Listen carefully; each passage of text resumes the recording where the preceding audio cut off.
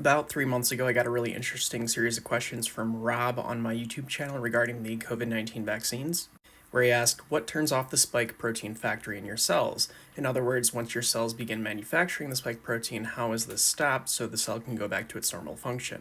So the first thing to understand is that mRNA is fragile and there's only a limited amount in the COVID vaccine that is actually injected into you. So you're starting with this fixed amount that has to survive storage and then the injection process itself, because if you inject too quickly, the shear stresses through the needle could actually damage some of the mRNA, or at minimum break the liposome membrane that's built around them, which would allow the mRNA to not make it as far as it could.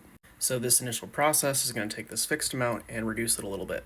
The next challenge is these have to make it to the ribosomes without getting eaten up by the macrophages. So anything that's free floating is not going to make it, meaning that this fixed amount that was started here, went down to here, is now a little bit lower to here. And then the next thing is that our bodies are able to differentiate between self-made mRNA and not self-made mRNA, which is why the Nobel Prize was awarded to the people that transitioned the mRNA from a uridine to a pseudouridine, which is what our bodies naturally produce. So it's like recognizing self, even though it's not a self-produced thing. And what I mean by that is that our body is not producing the mRNA template. The mRNA template is being provided to our body for our body to then produce the spike protein in the pre-fusion state. So all in all, this is just to emphasize how difficult it is to actually get a targeted mRNA vaccine to be produced by the body. So at the conceptual level, we wouldn't expect the mRNA templates to last very long in the body. So now that we've established all that, the more interesting part of the question is that once these instructions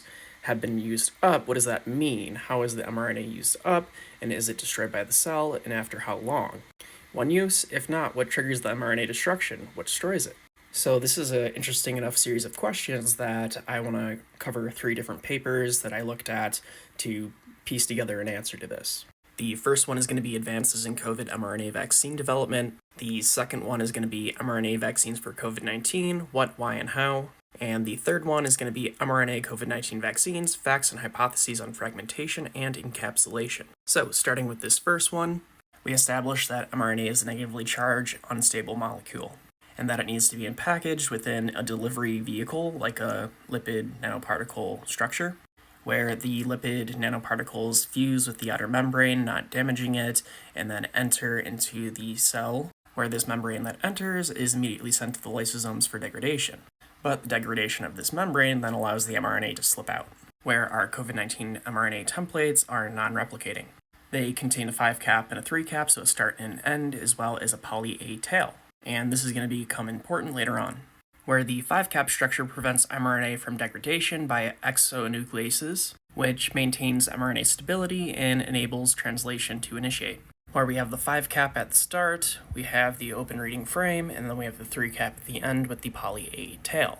Now we need to skip to the third paper, where it tells us that the poly-A tail is around 100 nucleotides in length, and that this tail size actually modulates the degradation of the mRNA.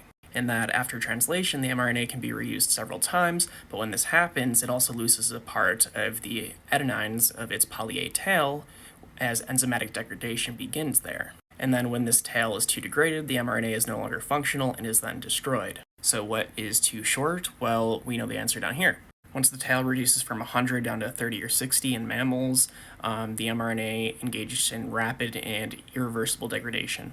Which then takes us back to paper number 2, where they state that it's generally difficult to estimate the degradation rate of mRNA, and that in vivo studies have estimated that most endogenous mRNA transcripts are rarely degraded, usually within 10 to 15 minutes, either by the loss of the 5 cap during the process, so the start cap gets cut off, or after degradation of the poly-A tail after enough recycling.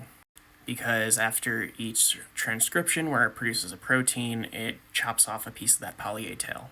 So thank you for the question. That was a really interesting thing to look into, and I hope I was able to answer your question.